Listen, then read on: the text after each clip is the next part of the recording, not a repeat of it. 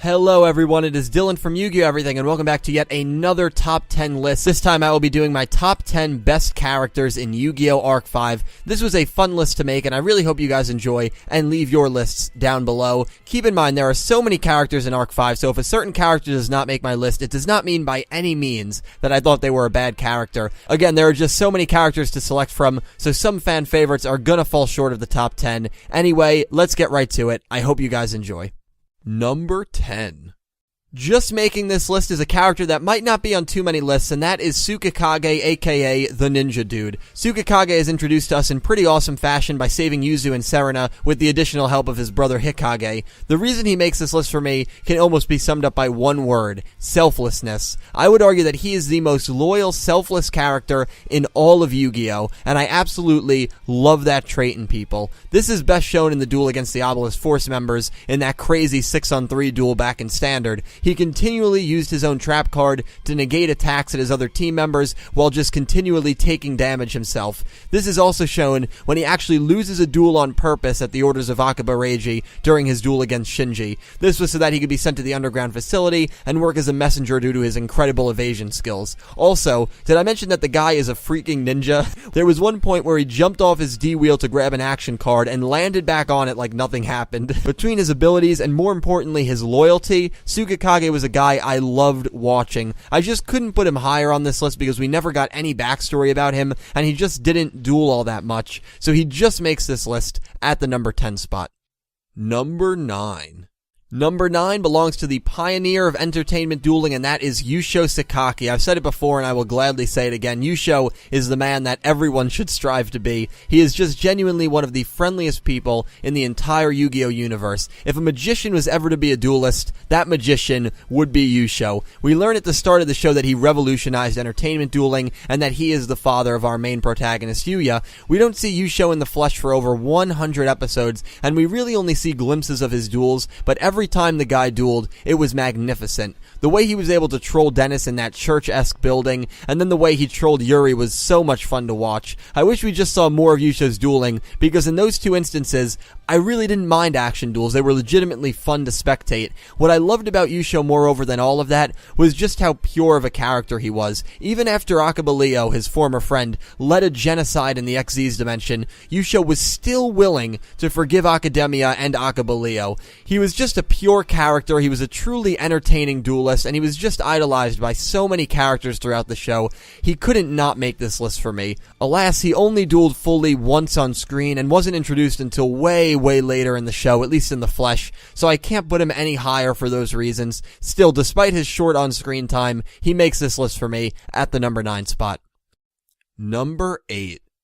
The girl on the thumbnail takes her place at 8, and that is Yuzu's fusion counterpart, Serena. I'll give away a spoiler for the rest of this list, but Serena is in fact my favorite bracelet girl in Yu-Gi-Oh! ARC V, so yes, that means Yuzu does not make this list for me, along with Ruri and Rin. Yuzu just missed out, but let me explain why Serena is my favorite and made this list for me. I love her independence and fiery personality. That to me is what made her stand out from the other 3 bracelet girls in ARC V. I also felt there was more dimension with her character than any of the other 3. She originated from Academia and was shown in a flashback that she tried to escape confinement because she wanted to fight in the war against the XZ's dimension. Leo obviously wouldn't let her since she was vital for his plans to revive Rei. She manages to escape accompanied with Barrett and tried to destroy any XZ's duelists in Standard. She carded Hokuto and almost carded Sakuragi until Reiji stopped her. She quickly learned about the horrors of Academia's plans and had a change of heart. This is where her character became on level playing field with Yuzu, whose character also got off to a really great start. However, we then went to the Synchro Dimension, where arguably Serena took over as the lead female. She lost a really enjoyable duel to Yugo, and then unfortunately was brought back to Academia in episode 92. After that, almost all the bracelet girls became pretty much wasted, and were never used again, not counting the brainwashed gimmick. But here's the thing, Serena was the only bracelet girl who did not have to heavily rely on a U-boy for relevance. Without Yugo, who really cares about Rin? Without Yuto, Ruri? Heck, even Yuya with Yuzu, even though yes, Yuzu did make more connections actions than Ruri and Rin did, but Yuzu's only line became shouting Yuya for the last 25 episodes of the show. At least when all the Bracelet Girls became so underwhelming, Serena still had that individual pride that made me and a lot of us fall in love with her at the start of the show. At least that's the way I look at it. So Serena does come in 8, which could have been and should have been so much higher on this list had she been written better, but still, 8 is not a bad placement considering she never dueled Not Brainwashed in the last 63 episodes of the show. Number 7.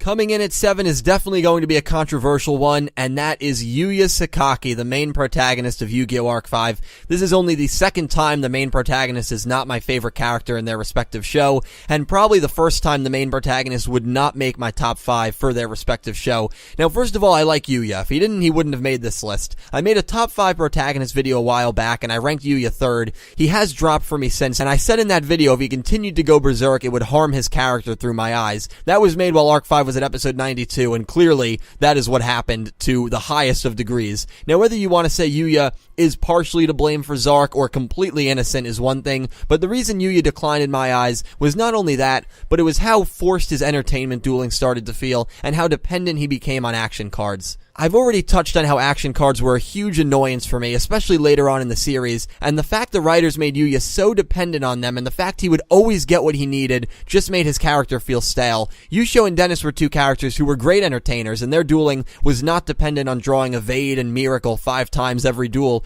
More so than that, his ideologies of making people smile started to feel so forced. I know you have good intentions, and that is one thing that I do like about Yuya, but there is a time and place for everything. The duel against Jack? Sure, it needed to be entertaining to bring the Synchro Dimension together. The duel against the Tyler twins after they brutally and almost killed Alan, Sayaka, Gong, and Shingo? No. The entertainment was not necessary and not realistic. You are in an interdimensional war, and you're still trying to make people happy. The same people who have killed so many innocent citizens, it's just not realistic, and those were the duels that the redemption scenes felt so forced, and they just felt out of place. I mean, down the stretch of the show, I rarely rooted for Yuya because his dueling really started to get on my nerves, and the writers, for some reason, pitted him against fan-favorite characters. Gong, Shingo, Sugakage, Dennis, Shun, Reiji. They never gave him a chance to defeat a twisted evil villain, which would have really let fans get behind his character, kind of like Zexal did with Yuma and Don Thousand. I mean, how many people actually rooted for Don Thousand in that duel? You know, I was rooting for Yuma.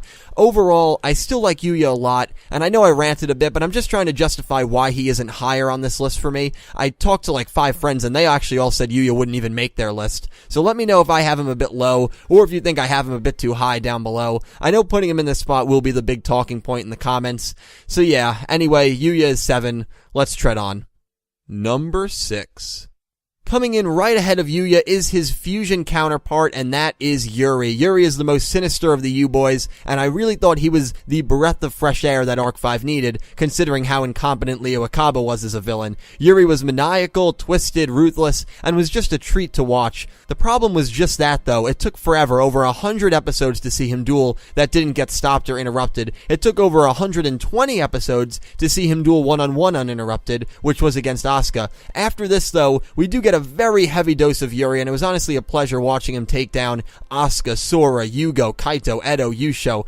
Damn, in a short period of time, his hit list is massive. Ultimately, Yuya takes him down, and the two go on to merge and reborn Zark. And after that, that's where my issue with Yuri comes in. I didn't mind them waiting so long for him to duel. While I wasn't a huge fan of it, it wasn't a massive complaint or anything like that. But after Zark is defeated, Yuri is on great terms with all the other U-Boys and is treated as if he did nothing wrong at all. He shows no resentment, he now supports Yuya to the fullest, and it honestly just makes no sense. While maybe some people can look past that, I just can't. That really harmed his character for me. Had he had a proper redemption scene or just not been redeemed at all, he would definitely have made my top 10 antagonists, and he probably would have earned a top 2 or 3 spot on this list as well. Still, even with that gripe, I genuinely did enjoy him during the Fusion arc, and he was overall a really cool and vicious character that the show desperately needed. Yuri takes number 6 on this list. Number 5. Just making our top 5 is our first Academia spy on this list, and that is Dennis. Dennis has actually introduced us in the form of saving Yuya during the Miami Championship, which was a really awesome way to make a debut. What was nice about Dennis is, it seemed he was almost a professional entertainment duelist, which was something that was lacking at that point in the show. Sure, you had Yuya and even Shingo who were getting to that level, but you could tell Dennis had an immense amount of experience when it came to entertaining people. We quickly learned that he is a spy sent by Academia with the purpose of capturing Yuzu or scouting Yuzu out so Yuri could capture her. The act lasts for a while, but then when we get to the duel between Dennis and Shun in the Synchro Dimension, Dennis is exposed, similar to how Sora got exposed earlier in the show. He then shows his truly vicious side, but comes up short against Kurosaki. We learn that he is the one who almost led the invasion into Heartland, or at least gave the green light when he encountered Ruri, Shun's sister. He talks about how it was the worst day of his life, which gives us a small but immediate hint that he doesn't really enjoy doing all of this, and his true purpose is to entertain people. This is best demonstrated during one of Arc 5's darkest moments, where Dennis commits suicide by carding himself after he loses to Kaido. The fact that a character was that complex, to the point where he felt like the only way to stop feeling guilty about everything was to take his own life, is reason enough to make this list, and I think just adds to how great of a character Dennis was overall. He was a complex character that I really enjoyed watching. His entertainment style did not feel as forced as Yuya's did, and he didn't really rely on the use of action cards. He deservedly makes this list for me at the number 5 spot. Number 4. Coming in at number 4 is Sora. Sora was one of the earliest characters we were introduced to and was one of the most intriguing characters to watch in the early stages of the show. I knew right off the bat there was something wrong about him, between his terrifying monsters and getting agitated whenever Hokuto, who was an Xyz user, was mentioned, or when he was watching the duel between him and Yuya. Sora acted like this cute, innocent, friendly kid, but in reality was a spy sent by Academia from the Fusion Dimension. This was exposed during his amazing duel against Shun, where he just completely went off the deep end and showed his true intentions. He later got revenge against Shun and was the first person to actually defeat Shun in a duel. Even though he kind of went MIA for a bit after the standard arc, he made his return to fulfill the mission of recapturing Serena and sends Dennis back to Academia after he loses to Shun. My favorite Sora moment, or one of my favorites, had to be when he saved Tsukikage and fended off the 3 Obelisk Force soldiers that were about to card him. I thought this was so symbolic of his change of heart, because remember, he killed Tsukikage's brother only a handful of episodes ago. I know some people feel his change of heart was rushed, but I honestly thought it made enough sense. He built these great friendships with Yuya and Yuzu. He had no friends growing up in Academia, therefore it makes sense that he would join them and stab Academia in the back because they were the only ones who ever cared about him.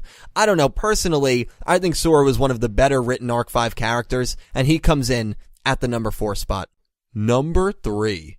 We have now entered the top 3, taking the bronze medal as the XZ's counterpart to Yuya, and that is my favorite U-boy, Yuto. Now, I know a lot of people will probably say, how the hell can you put Yuto this high? The guy was dead for 95% of the show, and while that definitely is a fair counterpoint, and one that I can't really defend, I will give my reasonings on why he is my favorite U-boy, and he does deserve to make this list at this high of a spot. I know a few people feel he didn't have much character development, but I disagree with that. In fact, I think Yuto had one of the most realistic outlooks and backstories of almost any character in the show. He was obviously in Heartland when his hometown was under attack, and we immediately see him with his dual disc out ready to battle the oncoming Academia soldiers. Then he sees Ruri, someone who he obviously cares for deeply, crying, talking about how this shouldn't be happening, which puts the prospect of dueling for smiles in Yuto's head. However, he has a much more realistic and human-like outlook on this scenario than Yuya does. While he does believe Yuya and Ruri's words, he has an